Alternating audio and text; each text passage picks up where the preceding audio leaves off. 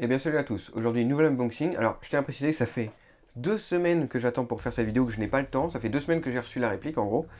Et que le carton reste dans la pièce. En fait j'avais le temps de l'ouvrir forcément mais pas le temps d'en faire une vidéo. Et depuis le temps que je vous parle de cette réplique, je trouvais ça dommage de ne pas faire l'unboxing. Surtout que ça fait un moment que j'ai pas fait l'unboxing. Donc bon, on va pas parler plus que ça, on va tout de suite ouvrir le colis.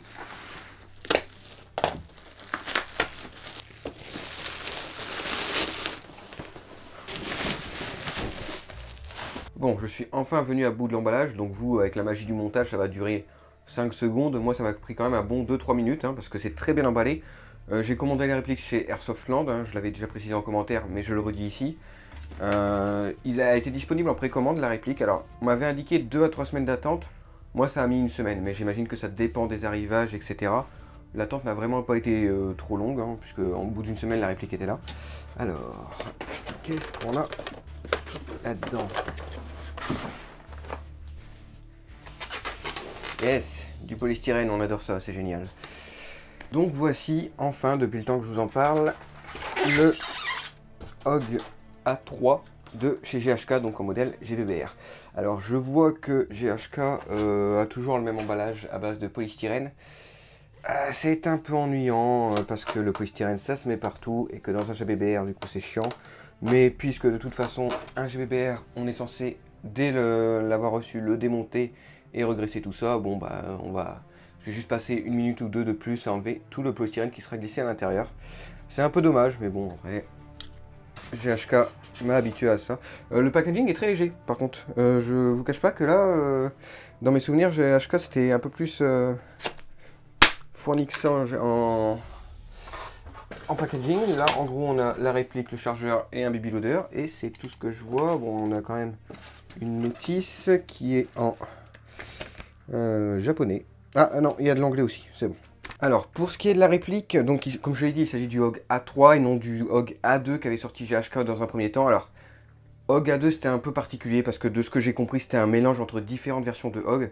La réplique était noire mais avait la fameuse lunette du premier modèle qui n'était, il me semble, disponible que sur le modèle A1. Donc le tout premier modèle, vraiment le plus emblématique je trouve. Enfin, celui qui est le plus connu, c'est-à-dire avec ce verre OD un peu bizarre et cette lunette incorporée.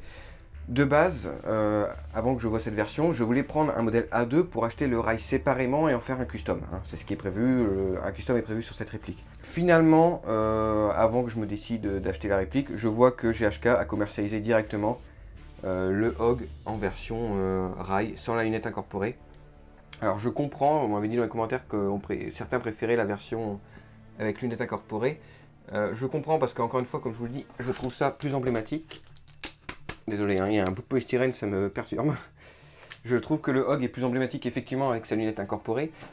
Mais je trouve que l'avantage des répliques d'armes modernes, c'est d'être modulable. Donc de pouvoir mettre la lunette que l'on veut, l'accessoire que l'on veut. Et être bloqué avec une lunette qui de base, je crois que c'était du 1,5 ou x2, je sais pas. C'était pas forcément un truc qui m'intéressait, je voulais pas spécialement de ça sur la réplique. Donc j'ai préféré prendre ce modèle A3 qui me permet de choisir les optiques que je veux.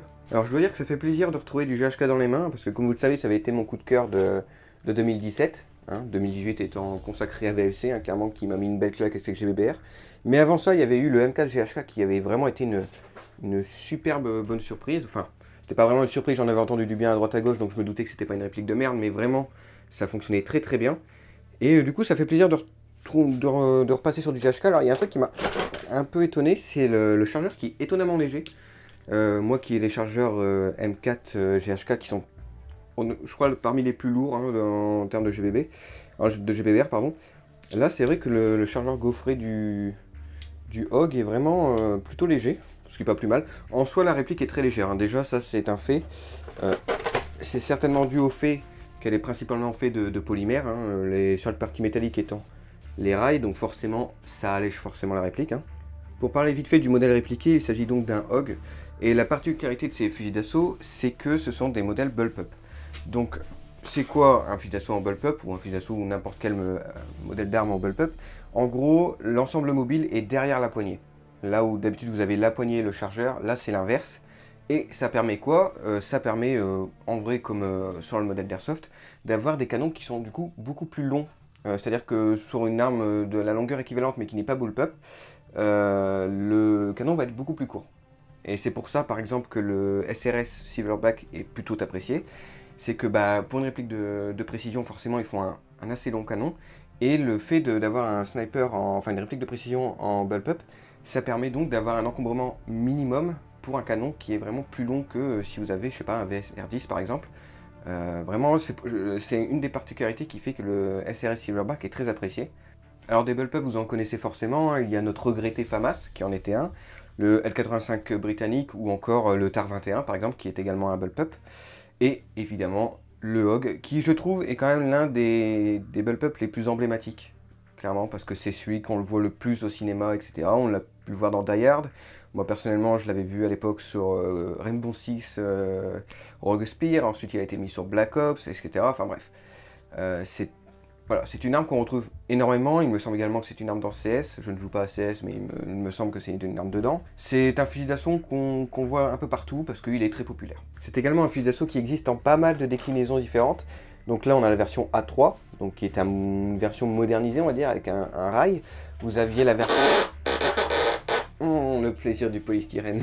Vous aviez la version A1, donc qui est pour moi la plus emblématique, c'est-à-dire le Hog OD avec la lunette intégrée. Il me semble que la A2, le seul changement, c'est que la lunette n'était plus intégrée, et je crois qu'il n'était pas en couleur OD, mais ça je ne mettrai pas ma main coupée là-dessus. Vous avez une version en sniper, enfin de fusil de précision, une version en fusil mitrailleur, enfin et certainement d'autres versions. C'est vraiment un fusil qui a été décliné en énormément de versions différentes. Et GHK donc propose le A2 et le A3. Encore une fois, le A2 visiblement est une espèce de réplique un peu bâtardisée de différentes versions du Hog. Donc si vous voulez un truc un peu plus réaliste, je pense que le A3 pourrait vous convenir un peu plus, même si je ne sais pas si tout est correct par rapport à l'arme de base. Alors c'est ma première réplique bullpup, donc je vous avouerai que la prise en main va être, je pense, un peu compliquée au début. Faisons. Oh, c'est pas graissé tout ça. Bon, on reprend, désolé, j'ai été interrompu. Je crois que j'étais en train de dire que la réplique n'avait vraiment pas l'air lubrifiée de base. D'ailleurs, faut que je la démonte parce qu'apparemment l'ensemble mobile il reste bloqué en arrière, pas moyen de le ramener, mais je pense que je vais démonter. Il y a peut-être eu un bout de polystyrène qui gêne un peu le mécanisme, je verrai ça en démontant. Cette réplique, à mon avis, va me demander un petit temps d'adaptation parce que c'est une ergonomie assez particulière, hein, ne serait-ce que de n'avoir le chargeur là, comme ça, près de l'épaule, c'est un temps d'adaptation. Je trouve également que le sélecteur de tir qui se trouve ici, donc, est un peu particulier. En plus, il est assez dur à actionner, mais je pense que c'est juste le temps que ça se fasse un petit peu, hein, il faut un petit peu d'usure. Mais je suis plutôt content, je vous avoue que de base j'étais pas le plus grand fan de ce modèle. Et puis, alors chose toute con, hein, clairement c'est pas un truc de dingue, mais en gros quand je jouais à Ghost Recon j'utilisais un Hog A3 et je fais mais en fait ça a quand même de la gueule. Et du coup je vais essayer de faire un custom qui s'en approche très légèrement, hein, ça sera pas exactement le même. Donc voilà, cette réplique sera custom, je vais d'abord contacter FG Airsoft parce qu'ils ont pas mal de pièces pour ce modèle. Et ensuite on mettra un petit camo, certainement, j'essaierai le water transfer, pardon, puisque c'est encore un truc que je n'ai jamais essayé, je pense que ça pourrait bien rendre. En tout cas, la réplique de base est très bien finie, hein, c'est très joli, le seul marquage est ici. Hop. Ici, et c'est pas un marquage réaliste, hein, c'est le marquage GHK. Mais le polymère de la réplique est vraiment très joli, c'est propre, ça fait un peu granuleux, c'est agréable à prendre en main en tout cas. Et bon après GHK je me fais pas trop de soucis sur les perfs, hein, clairement. En tout cas sur le fonctionnement, c'est nickel. Pour ce qui est des performances, précision, portée, je me fais pas de soucis non plus parce que comme les modèles M4 et peut-être les modèles AK, je sais pas si c'est le cas sur les modèles AK, mais sur les modèles M4 en tout cas, le canon et le joint sont compatibles AEG. Ce qui vous offre pardon, une plus large gamme, un plus vaste choix si vous voulez changer le canon et le hop-up. Donc en termes de custom, vraiment les GHK c'est très simple à custom parce que contrairement à certaines répliques comme les WE où généralement on se tourne vers du Ratec ou autre, là vous avez tout le catalogue des canons AEG qui sont disponibles. Donc forcément ça aide. Alors j'ai pas parlé du prix. Le prix varie pas mal hein, d'un site à un autre. Je l'ai déjà vu à 550 € quand même. La moyenne sur les shops français c'est 500 € et sur Airsoftland j'ai réussi à trouver cette version à 450 €. Alors oui, c'est forcément très cher, en même temps c'est du GHK, hein. GHK c'est toujours dans ces eaux-là, et encore pour du GHK c'est pas le plus cher, hein. Tout ce qui est M4 AK ça commence aux alentours de 500 €. Une GHK en dessous de 500 € c'est déjà pas mal on va dire. On verra bien ce que ça donne, en tout cas je suis plutôt pressé d'utiliser ça. Alors malheureusement pas de tir à la fin de cet unboxing. Hop hop hop hop, finalement le lendemain de cette vidéo, il a fait plutôt beau et j'en ai profité pour vous filmer quelques tirs assez rapidement. J'avais pas beaucoup de temps mais je vous ai quand même filmé ça, donc si finalement en fin de vidéo il y a quelques tirs, rassurez-vous. Tout simplement parce qu'il pleut des cordes dehors et qu'aujourd'hui c'était la seule journée où je pouvais faire cette vidéo, donc malheureusement pas de tir, mais la review tardera pas parce que clairement je vais l'essayer très prochainement. Dès que le temps se maintient un peu, je l'essaierai. Donc je ferai en gros pour ce hog ce qui est prévu. Donc là vous avez l'unboxing, il y aura la review et ensuite je ferai une vidéo lorsque l'interne et les perfs auront été modifiés et je ferai une vidéo finale lorsqu'elle aura le camo. Mais encore une fois je ne mets pas de date parce que je ne sais absolument pas quand ça sera fait. Ça va coûter pas mal d'argent encore une fois. Donc je vais y aller mollo et on verra bien ce que ça donne une fois ce custom fini. Donc voilà, j'espère que ça vous aura plu et je vous dis salut à tous, à la prochaine.